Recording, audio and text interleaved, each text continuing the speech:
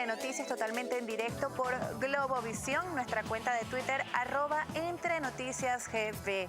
Y en este segmento vamos a analizar lo que es el presupuesto 2015 y las medidas económicas planteadas por el gobierno nacional con la economista Sari Levy, que se encuentra con nosotros vía Skype. Muy buenos días, señora Sari, ¿cómo se encuentra?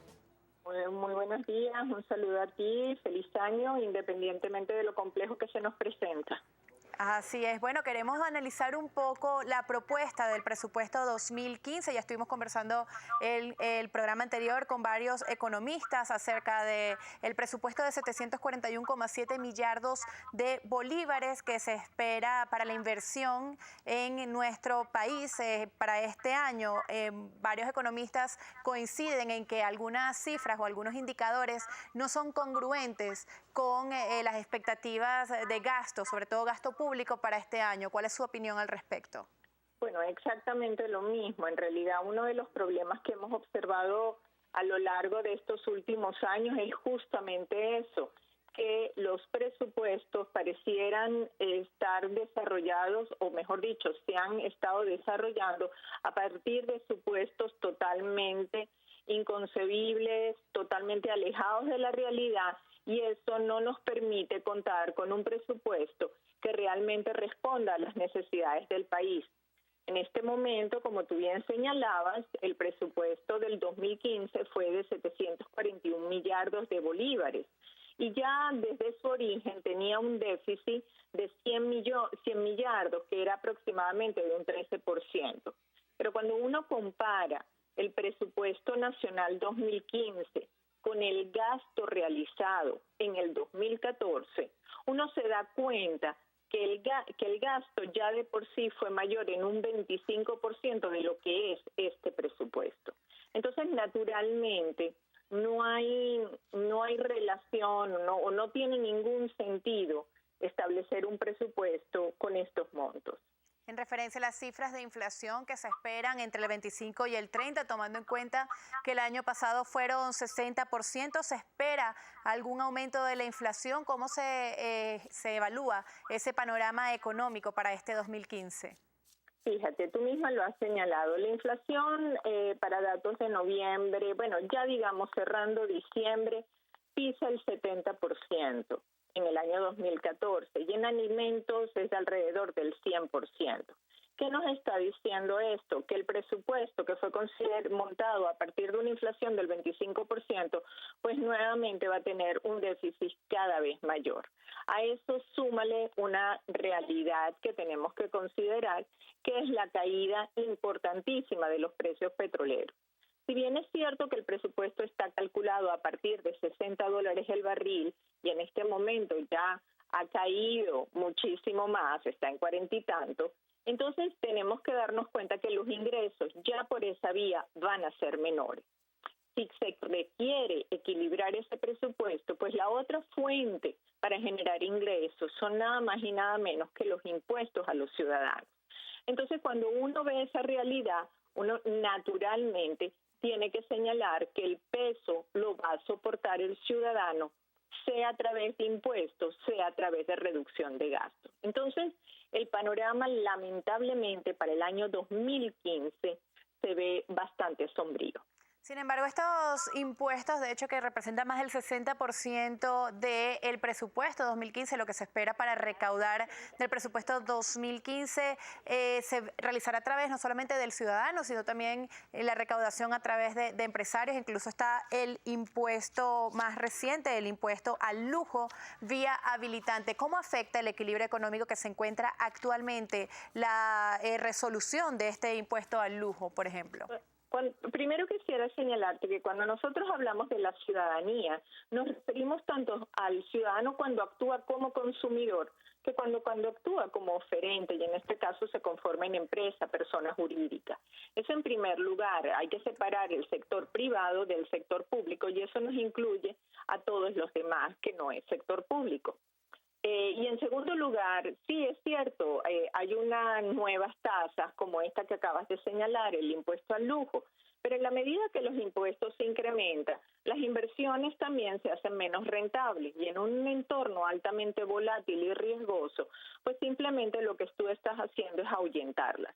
Ahuyentar la inversión significa simple y llanamente reducir la posibilidad de generación de empleo productivo y a la final, en vez de favorecer un crecimiento y un equilibrio sostenible en el país, lo que se hace es profundizar la dependencia y la falta de productividad que estamos teniendo desde hace más de una década. Ahora, este es el panorama económico, digamos, actual. Sin embargo, el gobierno nacional presenta conciencia de esto, está haciendo diferentes reuniones con sectores económicos para fomentar lo que puede ser la producción nacional, al igual que se estarán realizando medidas económicas en materia cambiaria, ya anunciadas por el presidente Nicolás Maduro, que serán, digamos, detalladas cuando regrese de su gira presidencial. ¿Qué se espera o cuáles deben ser esas medidas económicas consideradas para equilibrar la situación del país a nivel de inflación, a nivel de la caída de los precios del petróleo? ¿Qué debe hacer el gobierno nacional para solventar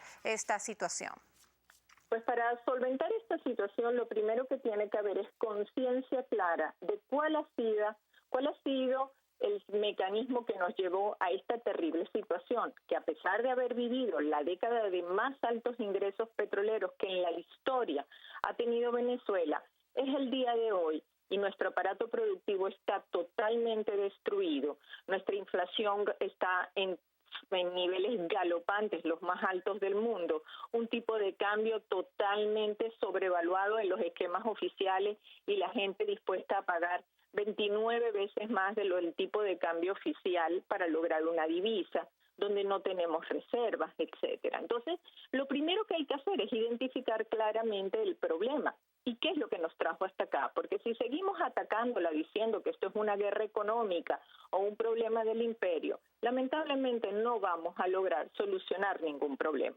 Cuando nos demos cuenta que efectivamente es parte de un proceso ideológico que la economía ha vivido durante los últimos 15 años, entonces lograremos establecer los mecanismos adecuados para solventarla. Eso significa reconocer la importancia que tiene la productividad económica y por ende la empresa.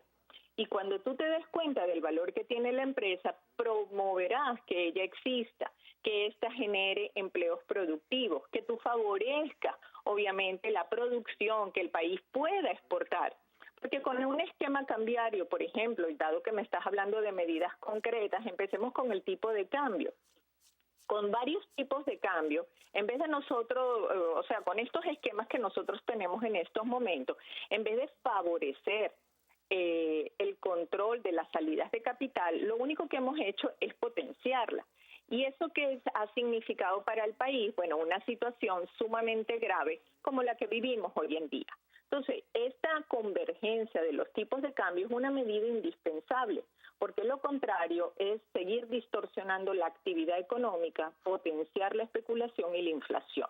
¿Cómo podría ayudar la unificación cambiaria? Disculpe, porque también es una de las propuestas que nos hace nuestra audiencia a través de @entrenoticiasgb, tanto que una medida económica, posible sería la unificación cambiaria como el aumento de la gasolina. ¿Cómo puede influir y ayudar, como hablábamos, a equilibrar el sistema económico actual? La convergencia cambiaria o unificación, como tú lo planteas, es algo sumamente importante, porque realmente es quizás una de las distorsiones más importantes que tiene hoy en día la economía. Entonces, lo más importante en este momento es poner a converger todas las tasas oficiales a una tasa única. Eso es lo primero, porque no puede ser que haya una tasa 6, otra prácticamente al doble, acerca entre 11 y 12, y la del SICAD 2 que ya está en 51. Pero como te decía anteriormente, la gente está dispuesta a pagar entre 175 y 80 bolívares por dólar. ¿Eso qué nos está diciendo? Que hay desconfianza en las políticas económicas que se están realizando. Para realizar esto, eso es un programa paulatino, no es abrupto, pero sí requiere un pequeño tiempo. No puede ser sumamente lento, porque si no seguimos manteniendo el esquema actual. Ahora, en la medida que esto se va dando y se unifican las tasas, se rompe el esquema tan sobrevaluado que tenemos de tasas oficiales, lo que permitiría no solamente favorecer la producción, sino también la exportación nacional. Ahora, simultáneamente, como tú sabes que tenemos una presión en los ingresos, significa que tenemos este año mucho menos divisas. Y al tener mucho menos divisas y tener un aparato productivo destruido, necesitamos importar para cubrir las necesidades de la población. Hay una cierta, en ese sentido, cuando tú vas a una convergencia cambiaria, vas a tener cierta inflación, llamémosle represada, sobre todo en productos básicos. Pero lo que llamamos el pass-through, es decir, el paso de la medida a los precios al consumidor, es siempre menor a lo que sería una devaluación en ese sentido, porque ya muchos de los precios están calculados a tasas superiores. Entonces, en la medida que nosotros logramos establecer un conjunto de medidas en la economía, una serie de políticas, porque no es que tú vas a tocar el tipo de cambio, pero no vas a tocar, por ejemplo, la emisión monetaria, porque si no lo que haces con una mano lo destrozas con los pies. Tienes que eliminar la posibilidad de financiamiento al sector público por parte del Banco Central, tienes que recoger gran parte de la liquidez. Recordemos que estamos creciendo las bases monetarias en los últimos años a tasas del 70 y 80%, tenemos que limitar el gasto público, a sabiendas que el gasto público hoy en día en Venezuela es muy rígido, lo cual significa que tiene mucho componente de gasto corriente y nómina que no es fácilmente reducible, pero habrá que hacerlo. Y este es un punto neurálgico, pero a la par hay que decir que es muy complejo. El precio de la gasolina, señora Sari, quisiera saber cómo puede beneficiar un aumento del precio de la gasolina y cómo puede reaccionar la población ante este cambio, digamos, tantos años, manteniendo, digamos, una tasa estable, un aumento. Sabemos que también aumentó ahorita lo que fue el pasaje del transporte masivo y hubo reacciones en la población. ¿Qué pasaría con un aumento de la gasolina? Bueno, definitivamente hay dos productos que tienen los mejores precios en el país. Uno es un dólar oficial a 6.30 y el segundo es la gasolina. En realidad, el precio de la gasolina no solo es bajo, sino que PDVSA regala la gasolina. Nuestro país importa gasolina para que nosotros paguemos céntimos de dólar, porque independientemente que el precio internacional del petróleo ha bajado, nunca llega a los niveles de lo que pagamos a nivel nacional. Obviamente que este es uno de los precios que hay que sincerar, pero yo simultáneamente como ciudadana diría, cuando me aumenten el precio de la gasolina, yo quisiera que simultáneamente me dieran un transporte público que yo pueda utilizar. Y ahí es donde está la conciencia que tiene que tener el gobierno a la hora de utilizar los nuevos ingresos que se le van a exigir a la población.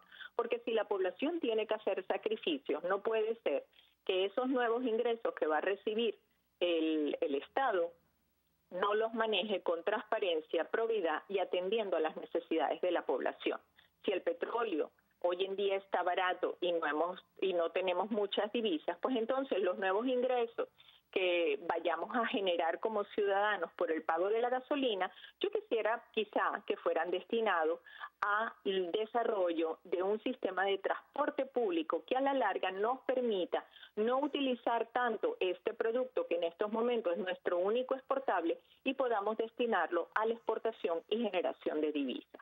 Entonces hay muchos mecanismos que podemos utilizar para que los ingresos que en este momento exige el Estado de los ciudadanos y el nuevo esfuerzo que nuevamente se le exige, que se apriete el cinturón, que pague más impuestos, pues tarde o temprano, y mejor más temprano que tarde, le generen un beneficio a la sociedad. Así es. Bueno, muchísimas gracias por su perspectiva. La economista Sari Levy, que nos acompaña para hablar un poco de esas medidas económicas que deben tomarse en el 2015 para mejorar la situación y el sistema actual. De esta forma nosotros establecemos una nueva pausa aquí en Entre Noticias. En la próxima parte cambiamos el tema. Estaremos hablando sobre el arte del realismo en el tatuaje del cuerpo. Estará con nosotros un artista del tatuaje. Recuerden que somos información responsable y veraz. Ya venimos con más de Entre Noticias.